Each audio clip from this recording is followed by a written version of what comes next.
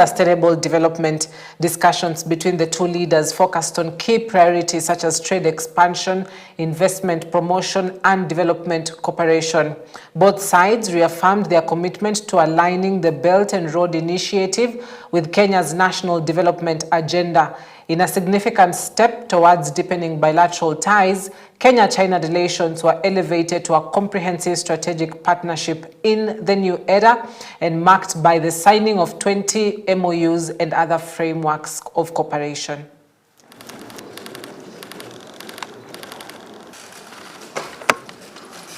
Kenya, which are thousands of miles apart together, that features justice, equity, a trend of history and of our times to implement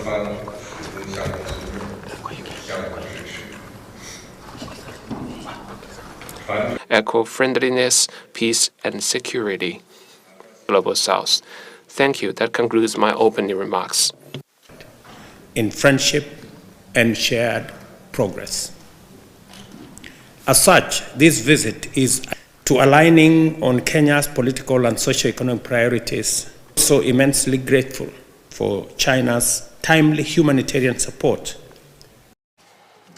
Kiharu Member of Parliament Ndindi Nyoro has sounded the alarm over the rising debt levels in Kenya, saying it is a great threat to the economy. The former National Assembly Budget and Appropriations Committee chairperson has asked the head of state, President William Ruto, to stop the borrowing spree, saying Kenya has enough resources to depend on.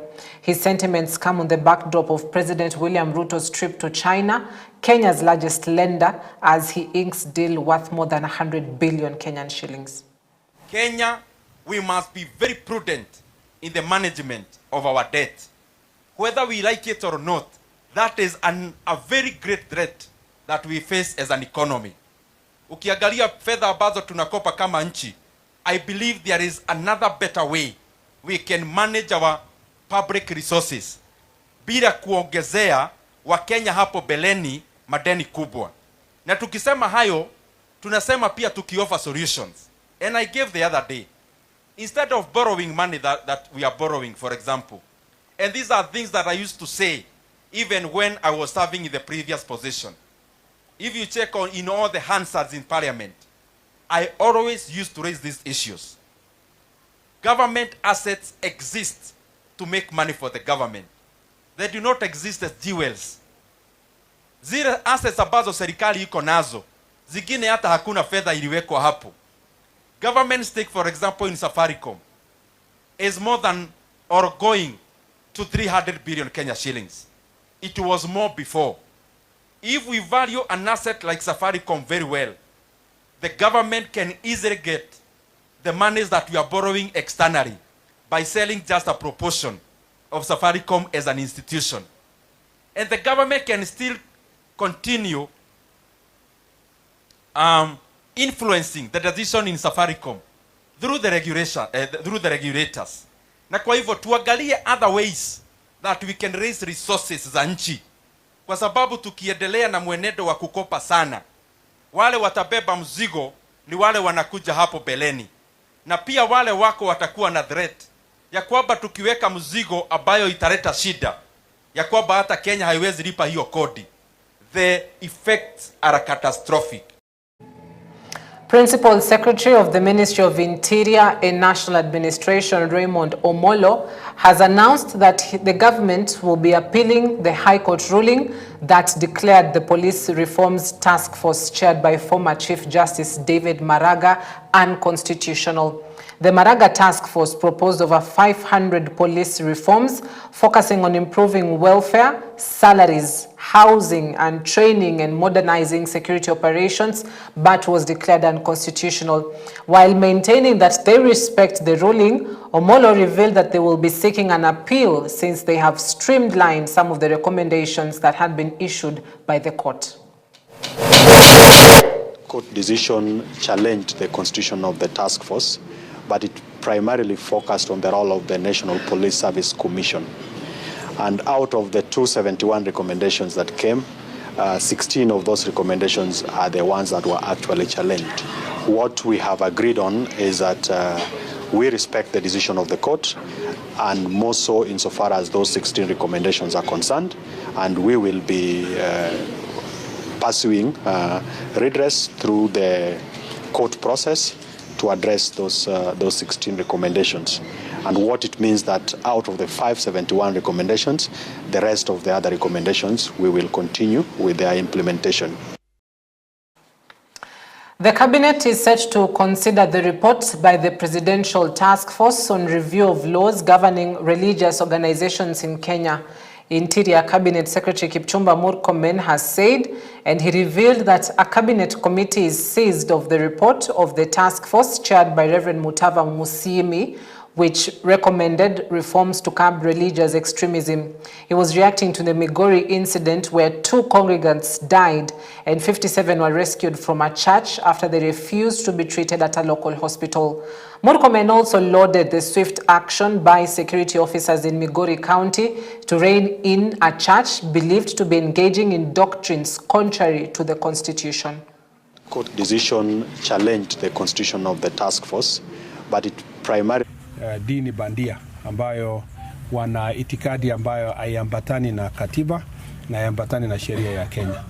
Na kama vile mulisikia ile mambo ya Rongo, kwanza nataka kushukuru askari wetu na majasusi kwa ile kazi walifanya kwa sehemu hiyo kuhakikisha kwamba tumedhibiti ile, lakini ona madhara ambayo tumepata kutoka huko Shakahola, ona madhara ambayo tumepata huko Rongo, ingawa tumedhibiti haraka. Na hiyo shida sio eti inaishia hapo, ni kwa sababu hizi dini na itikadi ambazo zinaendeshwa na watu duni wanahadaa wananchi ambao nia yao kweli ni kwamba wanataka kufuata dini kamili, wanatafuta shida, wanapambana na shida za maisha, lakini sasa wanajipata katika walimu wabaya wa dini mbaya, dini duni, dini bandia. Na tungependa kusema ya kwamba tutafuata hizo maagizo ya chombokazi hiyo, lakini pia sisi tutahakikisha ya kwamba our security team wakuwe alert kwa kila. We must hold our chiefs and assistant chiefs accountable in everything that happens in your locality. There should be no chief or assistant chief who will have an issue happening in his village and he doesn't know.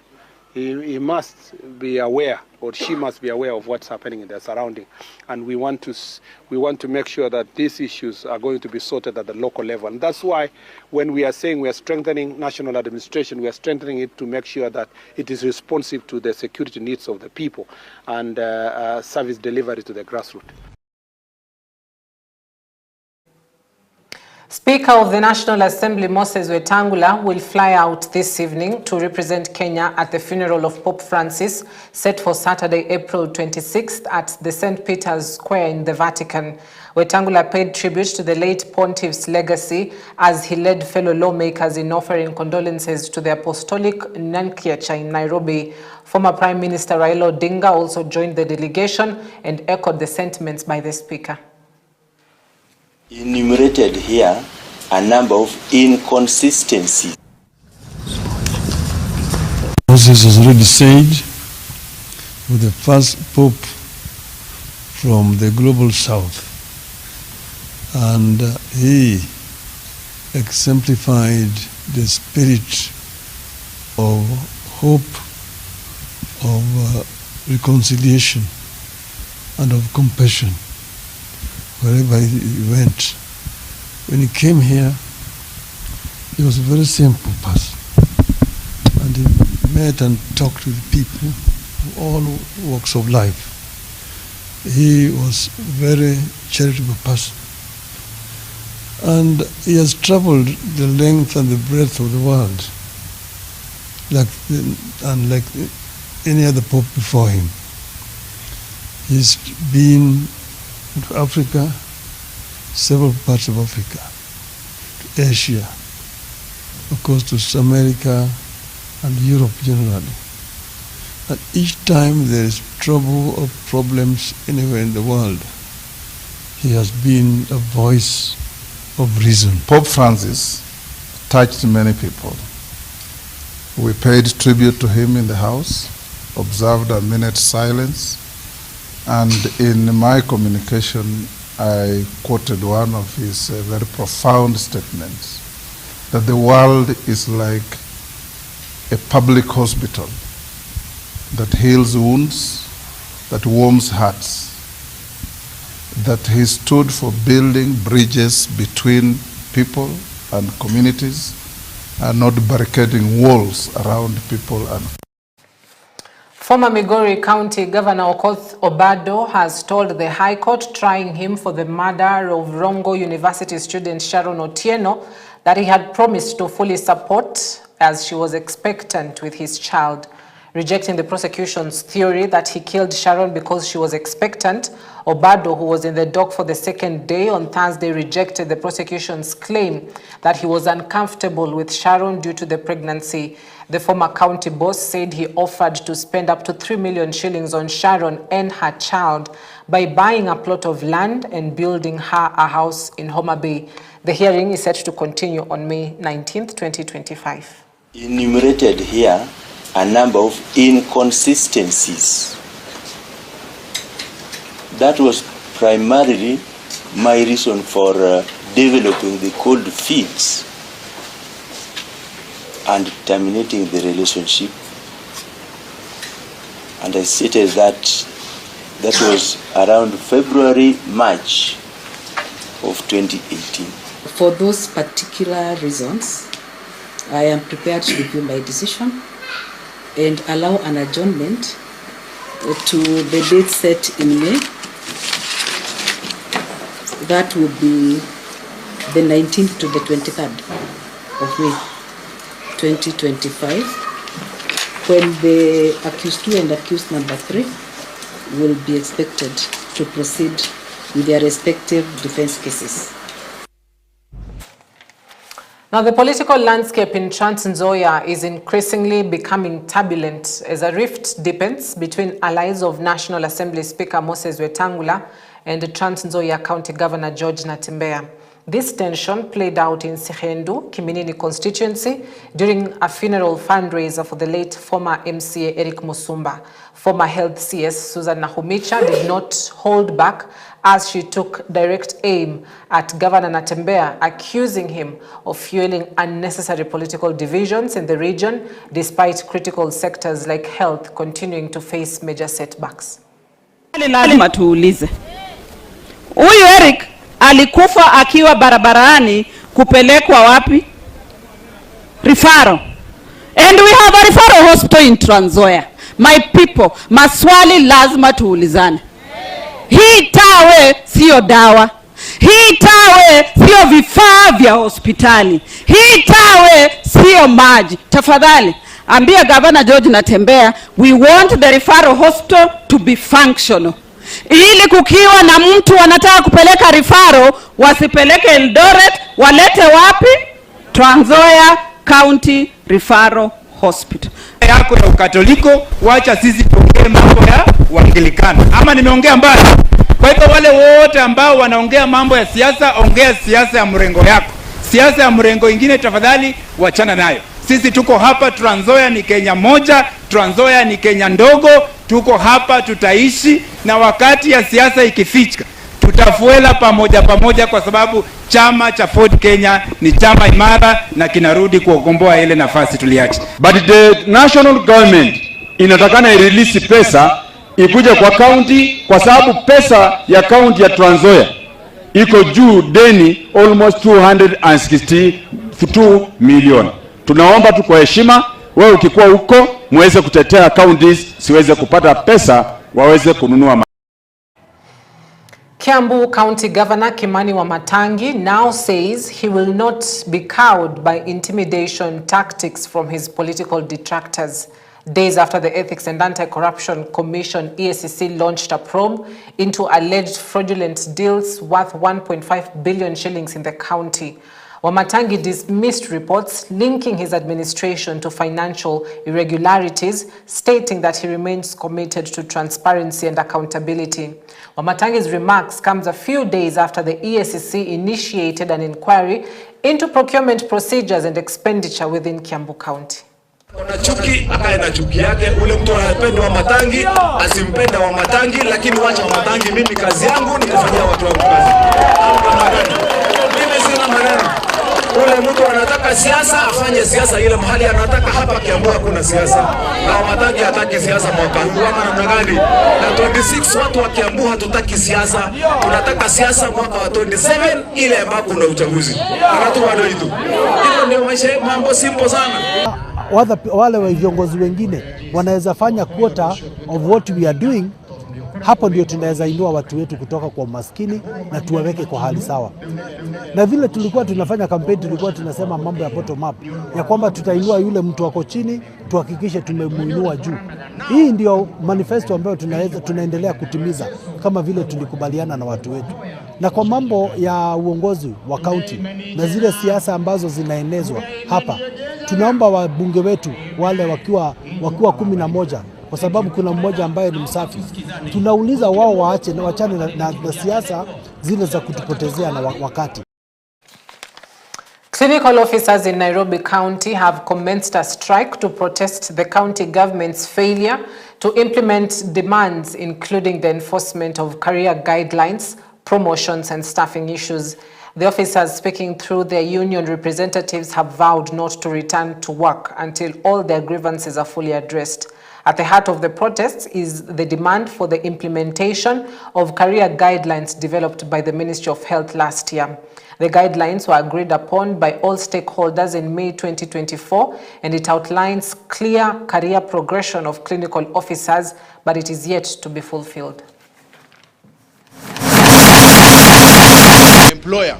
It is notable to note that we have negotiated, we have discussed, we have had meetings, but nothing is forthcoming. Every time we go into meetings, there is nothing that comes out of that meeting. Number one, top of the agenda is we have 5 colleagues, 5 clinic officers that were appointed last year, April 18th. They have appointment letter. They were appointed alongside amongst some of us here, and they have never been posted 1 year down the line. 2 is what we call career guideline and progression.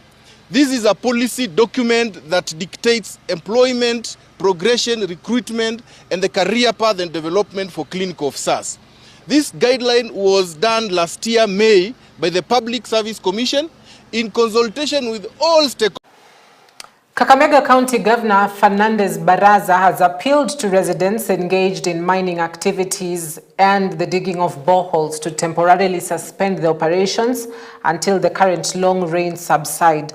The governor raised concerns over increasing incidents of soil collapse triggered by the ongoing heavy rains, which have already led to tragic losses. His remarks comes a day after a tragic incident in Navajo sub-county on Tuesday, where 2 young men lost their lives and another injured when a pit latrine they were constructing caved in due to unstable rain-soaked soil. Tumekuwa pia na visa mbalimbali za ajali ambayo inatokana na uchimbaji migoti na pia wale ambao wanachimba choo kwa muhula huu wa mvua. Ningependa kuchukua nafasi hii kuambia watu wetu ya kwamba tuweze kusimamisha mambo ya uchimbaji migoti wakati huu wa mvua nyingi na pia uchimbaji wa choo. Jana tumepoteza ndugu wetu wawili pale Bushiri. Kifo chao kilitokana na kuboromoka kwa choo, because the ground caved in.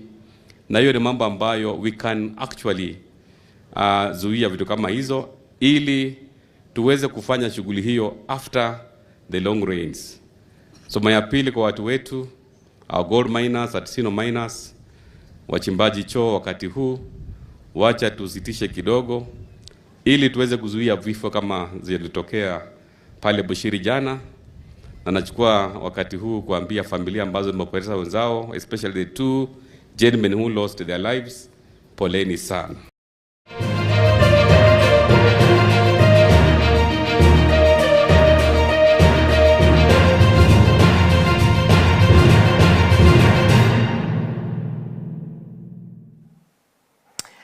Deputy patron of Gor Mahia Club, Eliud Owalo, together with the club's top leadership, convened in Lukenya, adjacent to Daystar University, to assess a 48-acre parcel of land that may soon become the next home for Gor Mahia FC.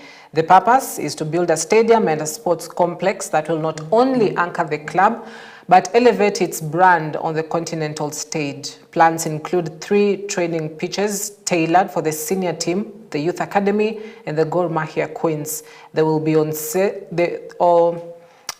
on-site accommodation for players, a hotel for guests, a gym and convertible indoor gymnasium, and full recovery facilities. Additionally, the complex will host club offices, a media center, a merchandise and retail spaces. Morning, we embarked on an assessment of various land parcels with a view to identifying a suitable one for purposes of constructing the Gor Mahia Stadium, clubhouse, and other social amenities. As we speak, we are in Lukenya, next to Daystar University. We have just assessed a 48-acre piece of land with very, very good topography. We will retreat and then hold consultations based on the same, alongside others that we have seen, with a view to determining where the Gor Mahia Stadium will be.